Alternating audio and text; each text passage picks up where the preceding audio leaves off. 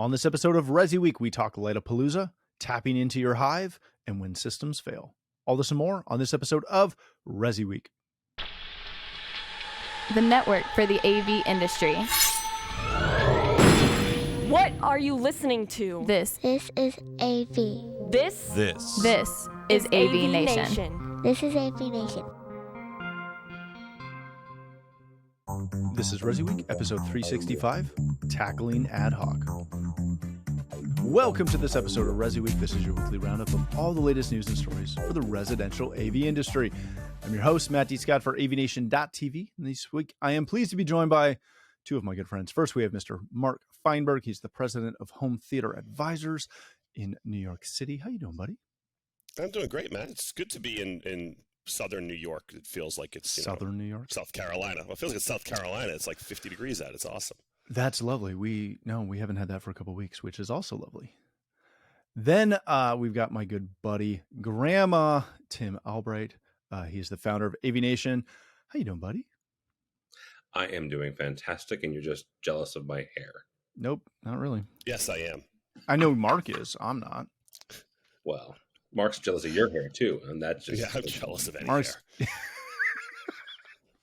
other than like that. I don't even. I don't even know where to take that. Oh gosh! All right, gentlemen. We've already gone down a rabbit hole. We don't already down a rabbit hole. I meant to pull this ahead. Last week on the show, we talked about, just before we jump in, we talked about the Leon lookbook a little bit. Mm-hmm. So I reached out to our friends over at Leon, and they sent me one. And if you're a Leon dealer, go get this thing. If you're a manufacturer, go get this thing and make one of these for your clients, like for your dealers, because this thing is phenomenal. I spent a few minutes looking through it. And yeah, having really, really good manufactured photography, again, from installs that we've all done, that you can show designers and homeowners is incredible. Go do this. It's simple. Please, for the love of God, reach out to Leon. Figure out who they did it with. You can do it too. All right. We're gonna change topics. I was just very impressed with that. This comes to us from Residential Tech Today and our good friend Jeremy Glowacki. Lightingpalooza 2023 is going to feature 60 plus hours of lighting training out in Phoenix, Arizona in February, which I hear is a good time to be in Phoenix. It's probably a little warmer than it is up here. But I like the snow, so I don't care. That being said, they've got, as I said, 60 plus hours, a boatload of manufacturers, all talking about lighting and how lighting can help your business. Mark, let me start with you on this one. If you're not already in to the lighting game, if you're not doing lighting, and we're not talking control, we're talking typically fixtures and actual lighting design, how do you go about getting into a vertical that is typically a direct competitor of one of your subtrades, i.e. the electricians?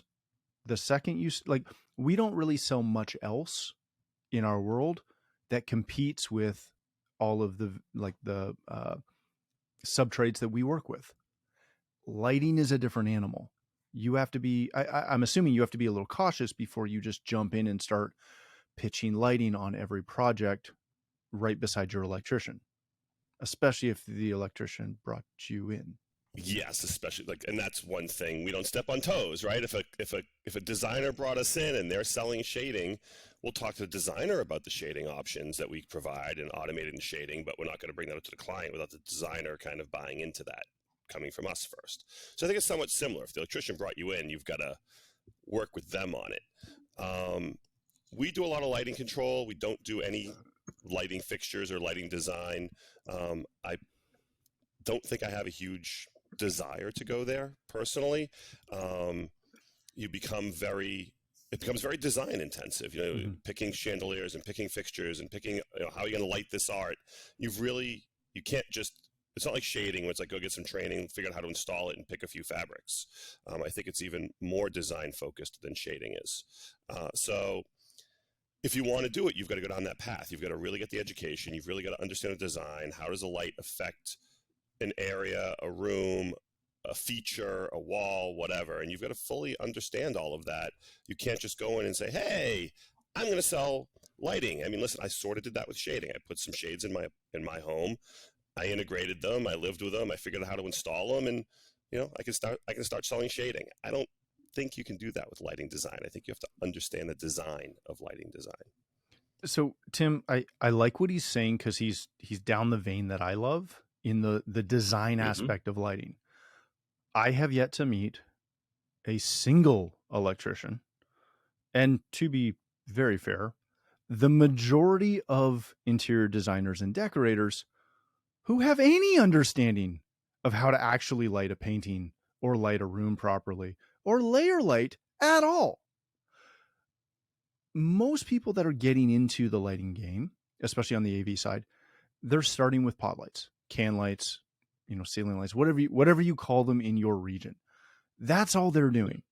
They're not really doing a whole lot more than what the electrician is when he walks in and goes, yeah, you're going to need about 9 up here, maybe 1 in the middle.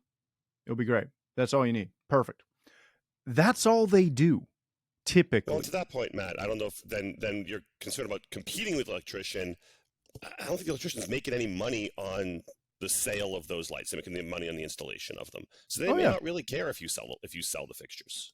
Maybe, but you're still stepping on their toes. So Tim, what I want to ask you is, when you're looking at this and looking at going down the lighting vein, do you look at it as like a traditional construction avenue or integration avenue of your business, or do you look at it as a separate design focus? Because to Mark's point, most integrators that play with shades, they care about the design feature, but they're selling it based on, check this out, we can put the shade up and you can push a button and the shades will all go up. They're not doing you really need this really nice bisque shade. It will complement the paint in your room so nicely. No, because typically you're working with a designer, right? You're working with an interior designer who will tell you it takes a bisque shade for that room, and then Mark's going to say, okay, that's great. Here's the lines that I carry. Here's the 3 different types of bisque, right? And what sort of control do you have, as opposed to going in and saying, here's the types of and the lumens and the color temperature of the lighting. I've learned a lot from you, Matt, about lighting design. Sorry, what was that? I said I've learned a lot from you about lighting design. Perfect. Thank you. We're just going to cut that. Which isn't much I've learned from you. But there are certain dealers who can 100% go in and go, you've got an art collection, right? And there's a gentleman who works for a manufacturer now, but was a longtime integrator in New York that we all 3 know, who worked in the New York space and was on higher end stuff and worked with several higher end clients. And he and his team could go in and go, oh, this client has an art collection. This is the type of lighting you want for that, right? And their designers could go in and could specify the color temperature, the types of lights, this, that, and there, and then they would work on integrating the control and the types of experience the client would want. A designer is going to say, this is the feeling, right? This is the color. This is the mood I want to create. They're not going to come in and say, well, this is the load, right? That's the EC's job. That's the electrical contractor's job. On the other side, the electrical contractor, you're right, Mark's right, is not going to go, oh, you need this, that, and the other. You need 3 amps, right, for this room. That's what they know, and the zone. And so those 2 working together with the integrator in the middle would make a nice 3-legged stool to get the client ultimately what they want, which is the right color, right, amplifying the space or amplifying the art or whatever it is they want to highlight, having the distribution properly, right, because the vast majority of AV dealers are not electricians. They're not trained electricians. So they don't know that side. But the integrator will do just that. They'll integrate the design side and the electrical load side together with the AV and make it all one seamless experience for the client. So 100% they should be in this game. And they should know enough about the EC and the loads, as well as the design aspect, to be able to talk to both groups and say, guys, let's and gals, let's get together. This is what we can really create for the client. And at the end of the day, the client's ultimately happier than they would be if just one person, if one trade sold them the lights. Yeah, that's a really good point. All right, gentlemen, let's change topics for a second. This comes to us from Residential Systems and a good fan or friend of the show. Hopefully he's a fan too. Mr. Henry Clifford, tapping into your company's hive mind. Read through the article. As always, it's a really succinct topic and covering the concept of doing essentially an all hands meeting with essentially everybody in your company and sitting down and not just taking the people that wanted to show up or the employees that you thought were best suited for this. And essentially they did the math and figured out what their committee meetings were running, that they were doing once a month, and looked at that billable time, and then realized how much they think that they can save in efficiencies from getting essentially feedback and input from everyone from the basic installer level all the way up to senior management. Tim, you're now in a significantly larger company than it was back in the day when it was just the four of us. How do you go about determining the timeline for these? And I don't mean like how long the meeting is going to run, but how often do you need to have an all hands meeting? How often do you need to have like a project lead meeting with all your people that are working on managing those projects versus everybody involved versus senior management? How do you find the cadence for getting stuff done versus meeting for the sake of meeting? So internally, we're a big fan of Vern Harnish and a book he wrote a number of years ago called Scaling Up. And Vern's overarching philosophy is that type of meeting happens at least once a week, right? And that is from a project management standpoint, from a purchasing standpoint, from a tech standpoint, and from a salesperson standpoint. So everybody's kind of on the same page and they understand where the project is going, right? Don't need to tell anybody, you two or anybody listening, purchasing and procurement right now is a little bit difficult with supply chain. I don't care what manufacturers are telling you, it's still difficult. And so having those weekly meetings will help the PMs say, okay, this is what this is what we told the clients last week. This is where we're at, so we can update and quite frankly manage those expectations.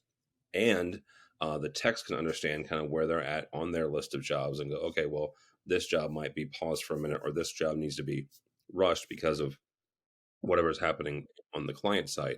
So having those weekly touches is incredibly, incredibly important. Yeah, it's really good. Mark, you and I are kind of in the same boat, company size. And I think you and I are very similar to the majority of our listeners and the majority of integration companies in the residential side, right?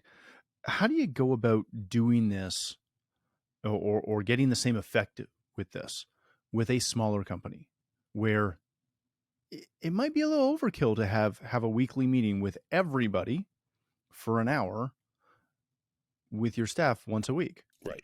I don't disagree. And well, let's face it, everybody, for the majority of the people in this industry, is going to be 3 to 6 people. Mm-hmm. So it's not that hard to pull together. Kids are seeing each other every day anyways, and you probably don't need an hour because you all know a lot more of what's going on. I think we tackle a lot of what Henry was talking about, but in much more of an ad hoc way. We'll be in the truck on the way back from a job, and we'll talk about like what went well, what didn't. Oh, we should from now on, we've started like a company Evernote notebook so that we keep all the, little bits and pieces that we learn about, what are the right button combinations for the Spectrum cable box to pair the remote with it, or stupid things like that. So we're not always Googling things. So ideas like that come out of just having a problem and more break fix as opposed to planning. I was in corporate America for over 20 years of my career, and there's a lot of paralysis in meetings. People would, you know, these big meetings every week, 30 people would come, 5 would talk. People were, either on their Blackberries or whatever else and zoning out. Having a weekly meeting for the sake of having a weekly meeting can backfire as well. It's just a waste of time. I do like that Henry's company was looking at what's the return on investment. Mm-hmm. What does it cost to have this meeting, and what are we getting from that? What's the ROI in this meeting? And presumably, if they get to a point where there is no ROI or not enough ROI, they will have the meetings less frequently. But I think for a smaller company, I think it's a little bit more ad hoc. You just have to, pull people aside. You're going to finish a job early. You're going to have a slow day. So instead of saying, hey, everybody go home at 2:00, hey, you know what, guys, let's sit down and let's look at the calendar the last 2 weeks and talk about each of the jobs that was there. What problems did you run into? What happened? Yeah. How can we make it better next time? Like, what kind of processes can we put in place? What kind of documentation can we put in place? Any products, any apps? I mean, I just signed up for this app called Company Cam, where you take pictures. I found it on Facebook. I mean, the first thing I think I've ever bought from Facebook, but it allows you to take, it's a cloud storage of pictures. You can take pictures, you can do to-do lists, you can do project notes, project by project, and everyone has access to the app and has access to the account. So we're now sharing pictures across this cloud service as opposed to everybody cluttering up their personal camera rolls and then having to text photos back and forth of what happened or what we saw. So that helped communication. So those things, sometimes you'll see a product that you'll be like, oh, that might help us. Sometimes you'll talk as a group and say, what can we learn? And sometimes you'll be like, wow, this was a disaster. How do we prevent that from happening again? But I think if a company our size is just going to have to, it's not going to be as formalized. Yeah, that's a really good point. If you were wondering what a BlackBerry was, that was the phone before iPhones. They actually came from Canada. It was a really big deal. It was RIM, man. They had the market. They totally did. Screwed up. They did. In probably 10 years, our kids will learn about it in business school, about what not to do, how to run a company into the ground. And what not to do alongside Blockbuster. Yeah, that one just faded out. That wasn't necessarily their fault. Rims was, that was... No, Blockbuster didn't keep up with Netflix. Blockbuster had the opportunity to buy Netflix for like, what, $5 million? Yeah, I think it was something reasonable, yeah. That was an oversight, a minor oversight. All right, let's hit our last story of the day. This comes to us from CE Pro. When building automation systems go awry. If you haven't seen this story, it is quite comical. I'll try to give you a real quick synopsis. There's a high school in Massachusetts that was doing a renovation, and they decided, the board decided they were going to go with this automated, like environmentally friendly lighting system. Long and short, the company that did the automation went under, was bought a couple of times, and the software failed. And they've got exterior lights that will not shut off. They cannot control them without flipping the breaker, which is just awesome. And again, they can't seem to solve this. They can't seem to fix it with essentially ripping the whole thing out, which they've done a full upgrade to get this dealt with. And there's the typical things that you would expect: blaming supply chain, blaming the previous integrators, all those things that we do on a daily basis. Mark, let me start with you on this one.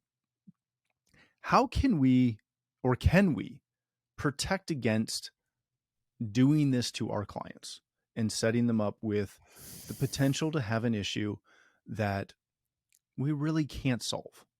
Well, I think kind of against what most integrators are doing. There's a few integrators out there who are doing away with the rack and localizing everything, right? So lighting control, they're just doing, smart keypads, from Lutron or Control4, but not centralized lighting. They're not doing a video matrix. They're doing an Apple TV or a Roku and a cable box at every TV. That is a way to avoid a systemic failure. If there's a failure of one part, it's going to affect one room or one light. It's not going to affect the whole home. I'll be honest, I shy away from centralized lighting for that very reason. If the processor fails, if something goes wrong with that centralized lighting system, the client loses control of every light in the house. Whereas if you just do what Control 4 calls wireless lighting, which is each individual dimmer handles a load and is smart. Okay, if a dimmer dies, that light doesn't work. Yes, that sucks, but it's not going to make your house unusable. You can always throw a mechanical switch in there if you needed to temporarily. So, I mean, I think unfortunately, one way to avoid it is to simplify our systems a little bit and not do as complicated systems and keep them a little bit more localized. You're never going to be able to avoid technical failures, hardware failures, software failures, an upgrade gone wrong, a firmware update gone wrong. Those things are going to happen. And as we saw over the last 3 years, supply chain issues can happen. Now, I'm not taking my own medicine. I still do a rack. I just don't do centralized lighting. I do centralized video as much as audio and video as much as I can now. So, but I think that if you really truly want to have it never happen, don't do it as a centralized system. That's a good point. Tim, let me kind of change the direction slightly. How do you go about handling this when it happens? And I'll give you a couple examples. The last year and a bit, we've lost Oro has essentially gone under for all intents and purposes. Insteon canceled their, I believe it was called Blue. Sonos had an issue a couple of years ago where they sunsetted a bunch of devices and they became standalone and then not really supported. My company currently is dealing with a bunch of surveillance systems, CCTV systems, where the manufacturer has been now bought and sold multiple times and then dropped. And we don't have, as phones have advanced, our clients have lost their ability to remotely view their cameras because the apps aren't supported and nothing works. When that happens, how do you communicate that to a client? How do you have that conversation of stuff happens, we're sorry, but here's our solution going forward? Is there a way to do that diplomatically without getting yelled at? Because I'm tired of getting yelled at is what I'm saying here. Yeah, there's a couple things, and this is Tim Albright personal opinion, right? This is why the client needs to own the code, right? First and foremost, and there are programmers and control and automation programmers and dealers who will argue with me up one side and down the other. But this is why. Because if the original integrator goes out of business, well, then they still have it, right? They still have it. And depending on which version of an integrator, I'll pick on one for a second. Dave Hatz, a number of years ago, this is probably 3 or 4 jobs ago for Dave, he was told on a Friday afternoon that the company he worked for was going out of business that day. And Hatz, to his credit, spent the Friday copying the code for clients that he personally knew and worked on to get them access to that, because if he hadn't, then those clients wouldn't have access to that and they'd be in the same position. So that's number one. Okay. The second part, and that's on the integrator side, right? If an integrator goes out of business, then the client still has the ability to hand that off to somebody like Mark or somebody like you and say, here's the last known working code that my last integrator had. The second part you're asking, though, is on the manufacturing side. The manufacturer goes out of business or they stop supporting the app. That really that's technically not on you, because the manufacturer going out of business is not inherently your fault or but it is your problem because you're the one tasked with supporting it. And for that is constant and open communication. One of the things that I've learned being at CTI is giving you a reason to contact and giving you a reason to get a hold of your clients, right? That's imperative in continuing the sales process and continuing the relationship. And so as you're seeing stories or as the manufacturers are updating you on what's going on, that's assuming they are, right? Not every time a company goes out of business are they going to send out a flag and say, hey, by the way, guys, we're going away. Sometimes you just happen upon their website one day and holy crap, they're out of business. But communicating that and saying, hey, you have in your system, right? And whatever CRM you guys use, you should be able to go into your CRM and say, okay, type in, X10 lighting, right? And that for people who are not old enough, just go Google it. It's fine. Hey, Terrible. We noticed that you have X10 lighting that we installed 30 years ago. They're no longer in business. So you're certainly more than willing to, or we're more than willing to support it as long as we can. But there's no more updates. There's no more available products to keep that system up and running. Here are your options, right? And it's not being opportunistic. You're informing them, right? You're giving them options. You don't have to do anything right now. If your system's working fine, great, awesome, groovy. But if it's an app-based system, there will come a point in time when that app will no longer work because Apple's going to update their OS or Android's going to update their OS. At that point in time, if you want to maintain the functionality that you have today, well, then we'll have to look at some of these options. And here's some great companies over here that have a similar feel and function and in the same price range, right? So it comes down to communication with your clients. As you know something, they pretty much need to know it. Yeah, that's a really good point. All right, gentlemen, let's leave it there. Thank you both so much for joining us. Tim, if people want to connect with you, learn more about AVNation or CTI, how can they do that? They don't. They can't. That's fine. All he does is He's tweet so about the warm and Bears fuzzy. and the St. Louis Blues. Is that what their name The is? Blues, the St. Louis soccer team coming up. So that's exciting. Isn't that football? Professional soccer in St. Louis. So that's cool. No, for AVNation TV, and for CTI, CTI.com. And we don't do homes or residential, but we know folks. And if we're in New York, we call Mark. And if we're ever in Canada, we call Matt. And if we're anything west of the Mississippi, there's a young man out of San Francisco that we get a hold of. So He's not in the business anymore. He's out. All right. Mark, if people want to connect with you, learn more about Home Theater Advisors. Best is Mark at Home Theater Advisors or at HT Advisors throughout social media. Excellent. Thank you both again for joining us. If you'd like to connect with me, you can find me at Matt D. Scott on Twitter and most other social platforms. But more importantly, please visit avnation.tv, where you'll find this show as well as a wide variety of other shows with all the verticals that we cover. When you visit the website, please take a moment to check out our supporters. We are extremely thankful for their support and ask that you check them out as well. Thanks again for watching. That's all the time we have for this episode of ResiWeek.